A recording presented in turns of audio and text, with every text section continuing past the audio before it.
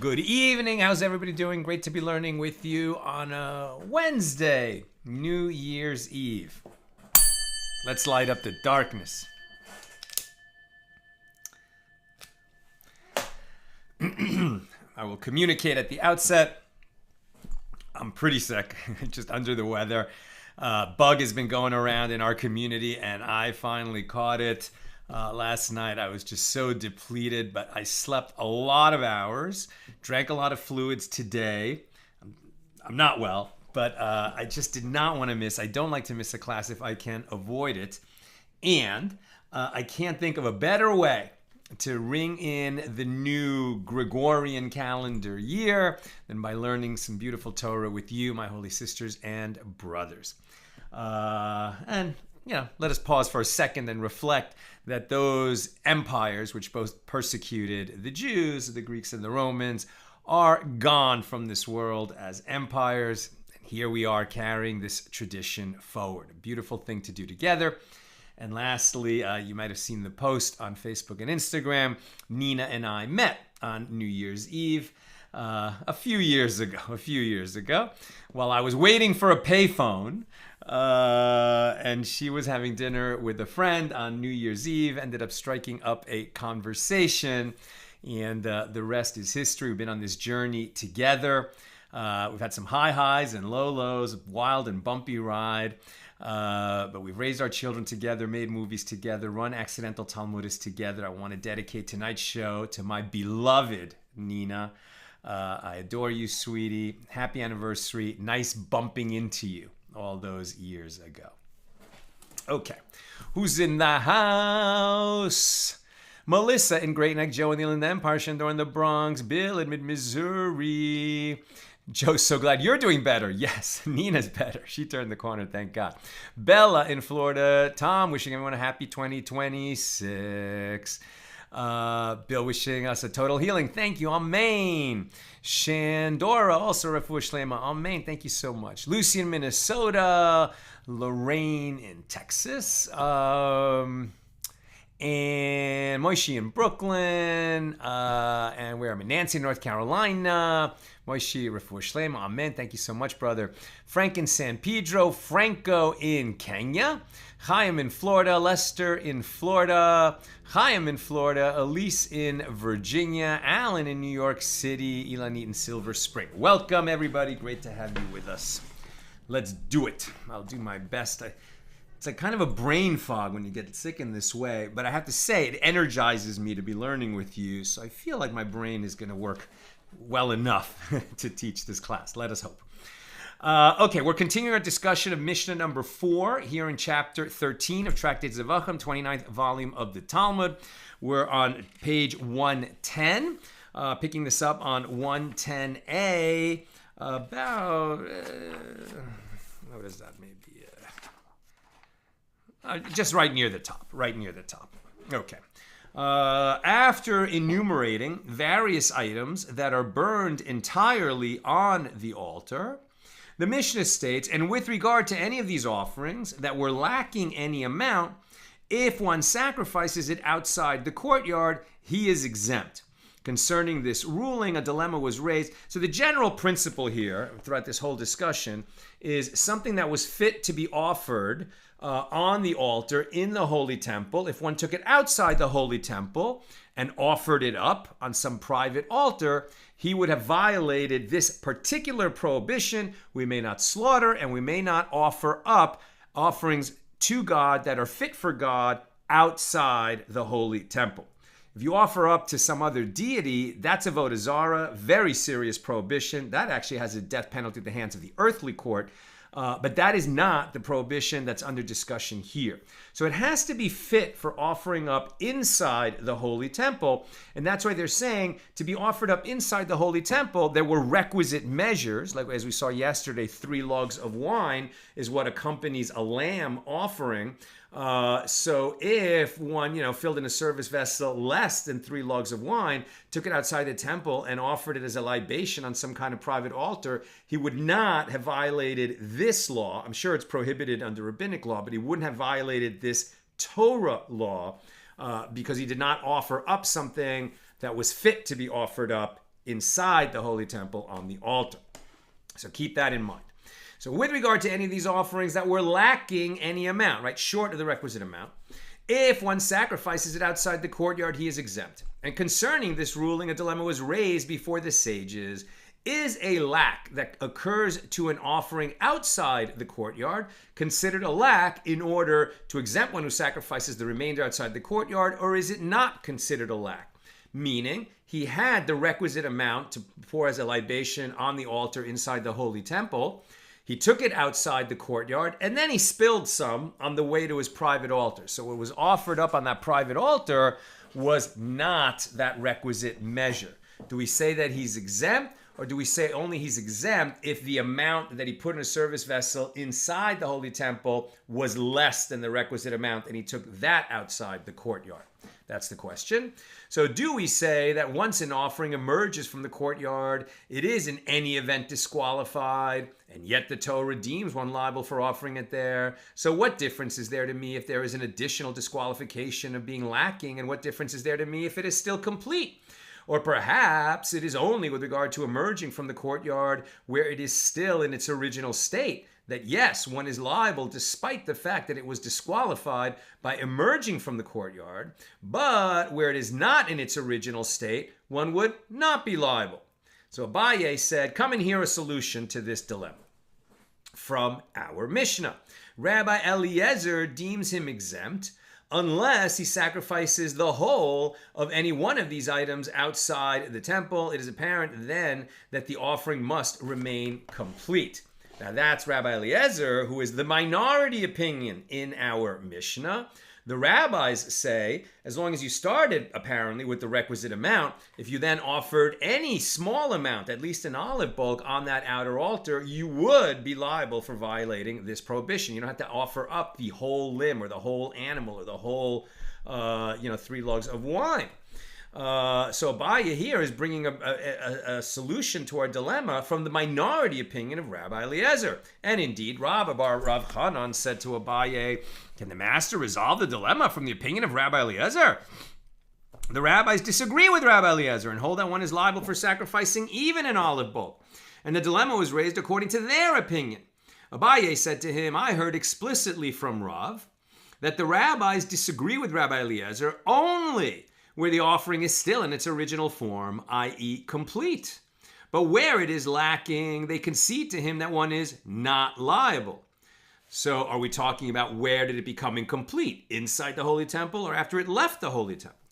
But where it is lacking, they concede to him that one is not liable. And the Gemara attempts to bring a proof from here. Was Rav not referring to a case where it became lacking outside the courtyard? If so, it is evident that even according to the rabbis, a lack that occurs outside is considered a lack, and he's exempt. But the Gemara rejects this. No, he was referring to a case where it became lacking inside the courtyard. Therefore, it never was fit to be offered up. Accordingly, this Mishnah cannot serve as a proof to this dilemma. So the Gemara suggests coming here a resolution from the continuation of our Mishnah. And with regard to any of these offerings that were lacking any amount, if one sacrifices them outside the courtyard, he is exempt. Okay, it doesn't say when it became lacking, just lacking any amount. The Gemara attempts to bring a proof from here. Is the Mishnah not referring to a case where it became lacking outside the courtyard? If so, it is evident that even a lack that occurs outside is considered a lack, but the Gemara rejects this. No, it is referring to a case where it became lacking inside the courtyard. Accordingly, this cannot serve as a proof. So, we didn't get an answer to that question, and the discussion moves on. The Mishnah teaches one who sacrifices sacrificial meat, that's the part of a sacrifice that is eaten, either by its owners in the case of a peace offering or by the priest in the case of a sin offering. One who sacrifices sacrificial meat, which is eaten, and sacrificial portions, i.e. those that are to be burned on the altar, outside the courtyard, is liable for the sacrifice of the sacrificial portions, but not for the meat. The part that's destined to be eaten by the priests or the owners, if you offer that on an altar outside the holy temple, you basically haven't done anything, you're exempt. But if you take that which was supposed to be burned on the altar in the temple and burn it on some private altar outside, then you're liable. So the Gemara asks, why is he liable? If the meat is placed directly on the altar's fire, the edible part, and then the sacrificial portions are placed on top of the meat, isn't there an interposition between the altar and the sacrificial portions? Since if they were offered in the temple in that manner, one would not have fulfilled the obligation. Therefore, one should not be liable if he offers them up in this manner outside the temple. Shmuel said the Mishnah is referring to a case where he turned them over, and the sacrificial portions did lie directly on the altar's fire in this private altar. Rabbi Yochanan said there is a different explanation. You may even say that the Mishnah is referring to a case where they did not turn them over. And in accordance with whose opinion is this Mishnah? It is in accordance with the opinion of Rabbi Shimon, who said on page 108 that even if one offered it up on a rock, he is liable. Right? That was minority opinion. The rabbis who overruled him said it has to be an altar, meaning it's constructed. Stones are gathered together to construct an altar, not just a convenient rock that you could offer on top of. But Rabbi Shimon said if you offer on a private altar that you call a private altar, even though it's just a rock that's there, a boulder, you are liable. So according to Rabbi Shimon, it is clear that in order for one to be liable, the mode of offering up performed outside the temple does not need to be entirely parallel to the mode of offering inside the temple. Rav said there is yet another explanation. Even in the temple, burning the sacrificial meat and the sacrificial portions in this manner would be valid, as both items are from the same animal, and a substance in contact with the same type of substance does not interpose. So the fact that it was an edible portion between the fire and the sacrificial portions that are burned would not be an interposition since they come from the same animal. And that concludes our discussion of Mishnah number 4 here in chapter 13. Now Mishnah 5, which has a very short discussion following. Mishnah 5, if there is a meal offering from which a handful was not removed, okay, meal offerings, right? This is flour, some kind of finely ground flour, mixed, I believe, with some oil and some frankincense. And then the priest takes a chametz, right, which is this handful, it's taken a very special way. That gets placed on the altar fire in the temple. And after that, the priests may eat the meal offering. They could make flatbread out of it or do whatever they want with it. It becomes edible after the handful has been removed and burned on the altar. So if there is a meal offering from which a handful was not removed, and one sacrificed it outside the temple courtyard, he is exempt from liability. Why? Can you guess? Because it does not become an offering that is ready for anything until the handful is removed and burned on the altar. So here, the fact that the handful was not removed and then he took it outside and burned the whole thing on the altar, means that it was not yet fit for being offered up on the altar in the Holy Temple, and therefore what he did outside is just, nothing. It's as if it was nothing. That's why he's exempt. He is exempt from liability because until the handful is actually removed, it is not fit to be burned on the altar inside the temple. Right? Until the handful is removed, it can't be burned. The handful itself can't be burned until it is removed. But if a priest took a handful from it and then returned its handful into the remainder of the meal offering, and then one sacrificed the entire mixture outside the courtyard, he is liable. As once the handful has been removed, it is fit to be burned on the altar inside the temple, and one is liable for offering it up outside, even though it got mixed back into the remainder from which it was taken. That's Mishnah 5. Now the Gemara. The Gemara asks about the final clause of this Mishnah, but why is he liable? Let the remainder of the meal offering, which is certainly the majority of the mixture, nullify the handful. And Rabbi Zera said a term of burning is stated with regard to the handful removed from the meal offering, and the term of burning is stated with regard to the remainder of the meal offering. With regard to the handful referred to by the Torah as the memorial part, it is written, and the priest shall burn the memorial part, the handful, upon the altar. That's Leviticus 2:2. And with regard to the remainder of the meal offering, it is written, do not burn it as a fire to the Lord. In Leviticus 2:11, the remainder does not get burned. The remainder goes to the priests. This provides a verbal analogy that teaches that, just as with regard to the burning of the handful, if two handfuls are mixed together and one handful does not nullify another, so too with regard to the burning of the remainder, if the remainder and the handful are mixed together, the remainder does not nullify the handful. And that concludes our discussion of Mishnah number 5. We move on to Mishnah 6. The burning of both the handful and the frankincense permits the consumption of the remainder of the meal offering by the priests. With regard to the handful and the frankincense, in a case where one sacrificed only one of them outside the temple courtyard, he is liable. That's the majority opinion. Rabbi Eliezer exempts from liability one who burns only one of them until he sacrifices the second. Rabbi Eliezer is consistent, right? Unless you sacrifice a complete offering on that altar outside the Holy Temple, you're exempt. The rabbis are consistent, right? As long as it came from a fit offering, if you offer up any amount, at least of an olive bulk, you're liable. Rabbi Eliezer exempts from liability one who burns only one of them until he also sacrifices the second. Since the remainder of the meal offering becomes permitted only once both have been burned, he considers each one alone to be an incomplete offering.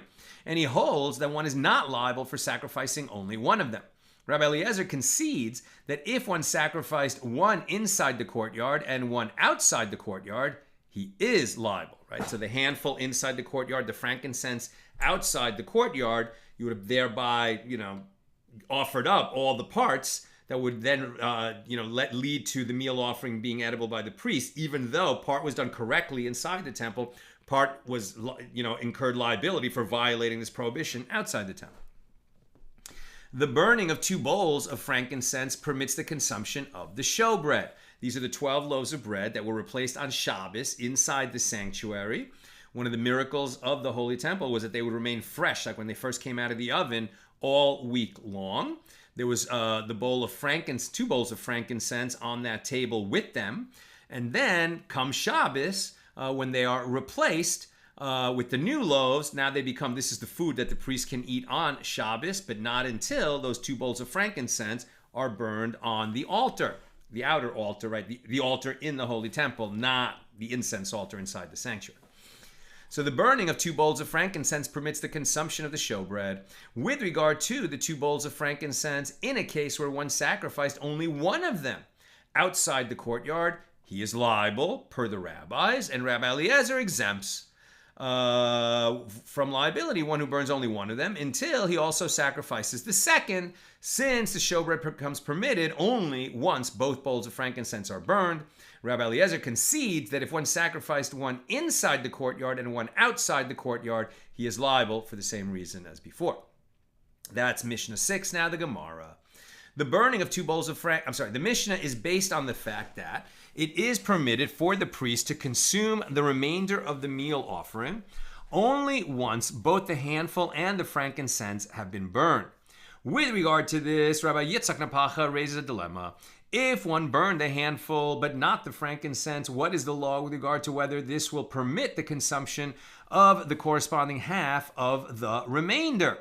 Since the burning of both the handful and the frankincense permits the entire remainder, it seems that each one of them affects half of the remainder, which I think is an odd conclusion, right? It's like you have to burn the handful and the frankincense for the remainder to become edible. And both have to be done. But it's kind of weird to say that, the handful affects half of the remainder and the frankincense affects the other half, because, if you only burned the handful and lost the frankincense, I don't think the priest would then eat half the remainder, right? They would not be able to eat it until both are done. But for now, for the purposes of this discussion, they're saying, is there some sense in which the handful is connected to half the remainder and the bowl of frankincense is connected to the other half of the remainder? So accordingly, it is unclear whether burning one of them will entirely permit half of the remainder, or whether it will merely weaken the prohibition concerning the remainder, and it will still be prohibited to eat any of it. Like you're halfway to permitting it, but you're not there and you can't eat it. Or maybe you can eat half of it. That's the question they're asking. So the Gemara asks, in accordance with whose opinion did Rabbi Yitzchak Napacha raise this dilemma? It is in accordance with the opinion of Rabbi Meir, who says one can render an offering pigul, having an intention to eat it beyond its designated time at the time of slaughter or doing the sacrificial rites like sprinkling. One can render an offering pigul by having pigul intention during half of two acts that together permit the offering for consumption, i.e. during either one of them. Well, then it should be obvious that the offering of the handful alone should entirely permit half of the remainder. The fact that Rabbi Meir holds that intention during just one of the acts can render the offering pigul demonstrates that he holds that each act alone has the power to permit part of the offering. Well, really to prohibit. But let's see. It is apparent then the dilemma was not raised according to Rabbi Meir's opinion. If it is in accordance with the opinion of the rabbis, who say one cannot render an offering pigul by having pigul intention during half of the acts that together permit the offering for consumption, rather one must have a pigul intention during both acts, then it is evident that neither act alone has the power to affect the offering. And so the burning of the handful alone should neither permit any of the remainder nor weaken the prohibition that applies to it. It is apparent then that the dilemma was not raised according to the rabbi's opinion. So rather, the dilemma was raised in accordance with the opinion of Rabbi Eliezer. As taught in the Mishna, Rabbi Eliezer rules that one who sacrifices outside the Holy Temple, only the handful or only the frankincense is not liable. So evidently he holds that neither of these alone can permit consumption of the meal offering. But the Gemara rejects this suggestion as well. Rabbi Eliezer holds in accordance with the opinion of the rabbis who say one cannot render an offering pigul by having pigul intention during half of the acts that together permit the offering for consumption. Accordingly, he would hold that the offering of only the handful neither permits any of the remainder nor weakens the prohibition concerning it, and it would not make sense to raise the dilemma according to him. So therefore, it must be that the dilemma was raised in accordance with the opinion of the rabbis that is taught here in the Mishna. They hold that one is liable even for sacrificing outside only the handful or only the frankincense. So evidently, they hold that each one alone has the power to affect the status of the remainder, because your liability for doing only one of them. So accordingly, Rabbi Yitzchak Napacha asked concerning a case where one of them is burned on the altar in the temple. What is the law? Does it entirely permit half of the remainder, or does it only weaken the prohibition concerning the entire remainder but is not yet edible? And the Mishnah concludes, Taiku, this dilemma shall stand unresolved. And with that, we finish our discussion of Mishnah 6 here in chapter 13. Now we open Mishnah 7, and with it we move to page 110b. One who sprinkles part of the blood of an offering, for example, one sprinkling instead of 4. Right? So we learned early on in this tractate that, for example, a sin offering needs to have 4 sprinklings, right, on each of the 2 that are 4, or I guess 4 sprinklings, 1 on each side. It's done from opposite corners, but there has to be blood sprinkled on each of the 4 sides of the altar. However, if only 1 sprinkling was done the owner that brought the sin offering has achieved atonement thereby. The first sprinkling is sufficient, even though properly there should be 4 sprinklings for a sin offering. Okay, so here, one who sprinkles part of the blood of an offering, for example, 1 sprinkling instead of 4, outside the temple courtyard is liable. That's the view of the rabbis. Now here we have an interesting historical phenomenon. So we've been doing a whole bunch of Mishnas, right? Where the rabbis say even part of an offering outside the temple will incur liability. Then Rabbi Eliezer is the one who said, no, the person bringing that offering is only going to incur liability if he brings some kind of a complete portion on that altar outside the holy temple. So in this Mishnah, that is consistent for the rabbis, right? One who sprinkles part of the blood of an offering outside the temple courtyard is liable. Rabbi Elazar says, so too, one who pours as a libation water consecrated for the libation of the festival of Sukkot during the festival outside the courtyard is liable. Rabbi Nehemiah says, for the remainder of the blood of an offering that was supposed to be poured at the base of the altar, and that instead one sacrificed outside the courtyard, one is liable. Okay, so we lost Rabbi Eliezer. Seems like we switched over to Rabbi Elazar and also Rabbi Nehemiah. And it seems like, okay, that makes sense because they seem to also be agreeing with the rabbis that just the 1 sprinkling or just, so to one who pours a libation. Well, but look what Rabbi Elazar says. So too, one who pours as a libation water consecrated for the libation of the festival of Sukkot during the festival outside the courtyard is liable. Now, it doesn't say anything about whether it's the full libation or a partial libation. So that may be why we're switching over from Rabbi Eliezer to Rabbi Elazar. But interestingly, the Vilna Gaon, known in sort of rabbinic shorthand when people are discussing the sources as the Gra, says that actually this is a misprint and we should still be talking about Rabbi Eliezer. And that'll make more sense as we get into the Gemara. The Gemara. Rava says, Rabbi Elazar generally holds that one is liable for sacrificing outside only when he sacrifices a complete offering. Well, that's Rabbi Eliezer's view, not Rabbi Elazar. But Rabbi Elazar concedes with regard to the sprinkling of the blood of an offering that one is liable for sprinkling outside even part of the blood. For example, 1 sprinkling instead of 4. And this is clearly the law with regard to offerings whose blood is sprinkled on the external altar, as a single sprinkling renders such an offer valid.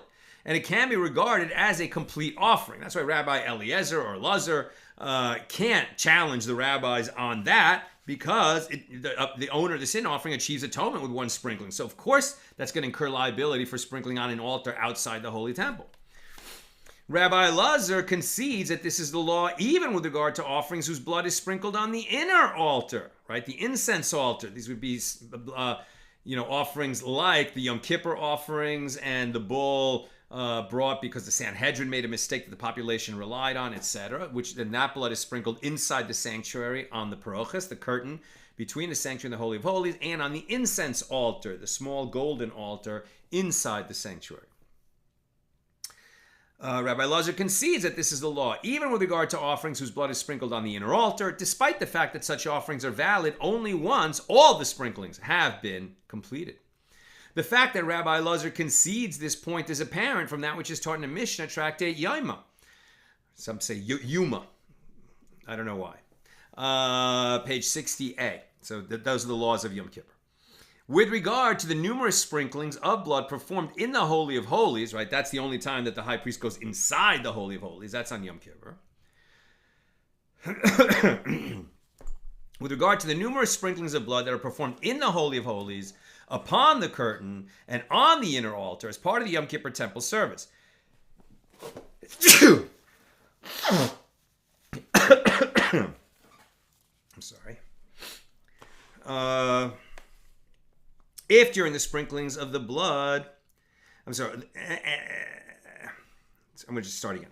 The fact that Rabbi Elazar concedes this point is apparent from that which is taught in the Mishnah in Yoma 60a, where with regard to the numerous sprinklings of the blood performed in the Holy of Holies upon the curtain and on the inner altar as part of the Yom Kippur temple service, if during the sprinklings the blood spills and it is necessary to bring the blood of a second animal in order to complete them, Rabbi Elazar and Rabbi Shimon say, from the place that the high priest stopped sprinkling the blood of the first animal before he spilled, there he begins to sprinkle the blood of the second animal. So even though all of the sprinklings are required, the fact that something went wrong during the sprinklings doesn't disqualify the earlier sprinklings. Those still count. They sacrifice another animal, collect that blood, come in, and then he picks up where he left off. From this ruling, it is apparent that each sprinkling is considered an independent and complete act of service, and one will be liable even a single act of sprinkling outside the temple, right? Is a complete act of service, and that's why if you do it outside the holy temple, you triggered liability for the prohibition we're discussing in this chapter. The Mishnah teaches that Rabbi Elazar says, so too one who pours as a libation water consecrated for the libation of the festival of Sukkot during the festival outside the courtyard is liable. So wine libations were brought every day in the Holy Temple. And we learned earlier that there was some holes in a portion of the altar where they would pour the wine libations on the altar, and it would go into those holes and then drain out, in the drainage system of the Holy Temple. And water libations were only done during Sukkot and involved great celebration, the water drawing ceremony of Sukkot, when they would have a child, who was raised in a state of tahara, never came into contact with tuma his whole life, would pick up the bucket from the special well where that water came from, and be accompanied by great dancing and joy and celebration. Sukkot was a real party in Jerusalem in ancient times. And so that water libation would be poured out on the altar. So if you poured water that was collected as a libation for Sukkot inside the temple, and you took it outside the temple and poured it out as a libation to God, you would have violated this law. Rabbi Elazar says, so too one who pours as a libation water consecrated for the libation of the festival of Sukkot during the festival outside the courtyard is liable. Rabbi Yochanan said in the name of Rabbi Menachem Yodfa, Rabbi Elazar said that law in accordance with the opinion of Rabbi Kiva, his teacher, who says the water libation on Sukkot is a mitzvah by Torah law. As it is taught in a baraisa that Rabbi Kiva says concerning the verse, beside the daily offering, its meal offering, and its libations, plural, Numbers 29:31, the fact that the Torah makes reference to libations, plural, indicates that the verse is speaking of two types of libation.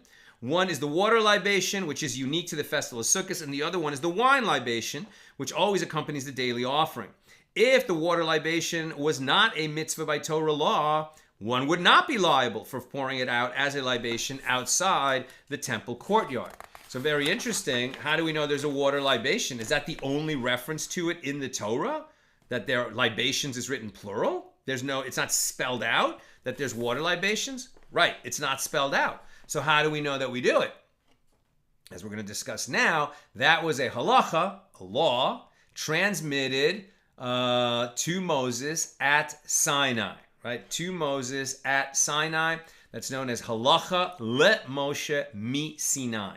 Halacha le Moshe mi Sinai, right? A halacha to Moshe from Sinai. So what does that mean? That means that there were certain laws that were given orally by God to Moses, who then transmitted it to Joshua and the elders, etc. And so that's part of the oral tradition. But oral laws that were transmitted, halacha leMoshe miSinai, have the weight of Torah law. And so another example of that is tefillin. Right? The Torah does not describe tefillin. It just says that these words, they're in the Shema, you will bind them as a sign upon your hand, and they shall be a symbol before your eyes. What does that mean? How does that get translated to the black boxes with those scrolls of parchment with those words written inside, and the black leather straps on the arm, right, and on the forehead and that hang down? That was another halacha leMoshe mi Sinai. So it's a wonderful thing to reflect on as we're continuing this tradition tonight. As 25 is going to turn into 2026. That there are laws that we still follow that were given only as an oral tradition to Moses and they're very important. And that those water libations, I mean, in Tractate Sukkah, we talked a lot about them, and they were very, very important and big and festive part of the Sukkot festival. Reish Lakish said to Rabbi Yochanan, if Rabbi Elazar derives the mitzvah of the water libation through the derivation taught by Rabbi Akiva, according to which both the wine libation and the water libation are derived from the same word, then he should hold that just as there with regard to wine, one is liable only if he pours 3 log, so too here with regard to water, one should be liable only if he pours 3 log, right? That's a volume, 3 log. When you wash your hands in a Jewish home, right, before a meal that includes bread, the cup that you use that for is a revis. That's a 1/4 log, right? So that cup is like, I would say that it's like between 1 and 2 cups of volume. And that's a 1/4 log, right? So if you think a full log is 4 of those cups, kind of like a quart, and 3 log, on the order of 3 quarts, something like that, just so you can imagine this. And maybe my math is bad because I'm a little bit foggy. Somebody can look that up for us. Okay. One is liable only if he pours 3 log. So too here, with regard to water, one should be liable only if he pours 3 log. But in the Mishnah, Rabbi Elazar says simply water of the festival of Sukkot, which seems to include any amount. And furthermore, he should hold that just as with regard to pouring a libation of wine outside the temple, one is liable for pouring a libation during the rest of the days of the year, and not only on Sukkot, so too, with regard to pouring a libation of water, one should be liable for pouring a libation during the rest of the days of the year. But in the Mishnah, Rabbi Elazar says that one is liable only if he pours a water libation during the festival of Sukkot. It is apparent that Rabbi Elazar derived the mitzvah of the water libation from a different source than Rabbi Akiva. And that which Rabbi Asi says escaped him. As Rabbi Asi says, that Rabbi Yochanan says, in the name of Rabbi Nechonia, a man of the valley of Beis Hartan, that the law of 10 saplings, the practice of taking a willow in the temple during Sukkot, and the obligation to perform the water libation during Sukkot, each of these is a halacha l'Moshe miSinai. According to Rabbi Asi, the mitzvah of water libation is not derived from the same source as the wine libation. It is possible that there will be differences in the laws that apply to them. And the sages taught in the Baraisa, one who pours as a libation 3 log of water during the festival of Sukkot outside the courtyard is liable. Rabbi Elazar, the son of Rabbi Shimon, says if he filled a service vessel with the 3 log in order to consecrate them for the sake of the festival, he is liable. So the Gemara says, "My benehu," what is the difference between them? That's a term that I should try to say more often. It's just that's a bit of the jargon. I always try to say everything in English, but as we're spending 7.5 years learning this, let's pick up some of the jargon, right? My benehu, what is between them, right? These 2 opinions sound very similar. What exactly is the practical difference between them? What is the difference between these opinions? Rav Nachman Bar Yitzchak said they disagree with regard to whether there is a precise measure of water that can be consecrated as a water libation. The first Tana holds that even if one fills a service vessel with more than 3 log, the water is thereby consecrated. Therefore, if one pours at least 3 log of that water outside the courtyard, liable. Rabbi Elazar holds that if one attempts to consecrate more than 3 log, the consecration of the water is ineffective. He's saying it has to be 3 log exactly. Therefore, if one then pours 3 log of that water as a libation outside the courtyard, he is not liable. I'm very close to done. Questions or comments, please get them in now. Rapapa said, and now we're at the top of 111a, they disagree with regard to whether one is liable for pouring a libation outside the courtyard that was not first consecrated in a service vessel. This dispute is based on a disagreement with regard to whether wine libations were offered in the tabernacle in the wilderness before the Jewish people entered Eretz Yisrael. The Gemara will soon explain the logical connection between the 2 issues. Ravina said, everyone agrees that wine libations are valid even if they are not first consecrated in a sacred service vessel. Therefore, one who pours a wine libation outside the courtyard is liable even if it was not first consecrated in a service vessel. Where they disagree is with regard to whether the liability for pouring a water libation can be derived from that of a wine libation.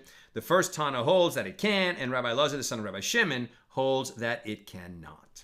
That's what I've got for us tonight, and with God's help, I'll be healthy and well enough well enough. It's probably not well enough. Please God, I should be fully healed. Tomorrow at our regular time, 6 p.m. Pacific. May we hear only good news. May this be our best year yet for all of us. And let us keep learning into, really, it's the Hebrew year that matters.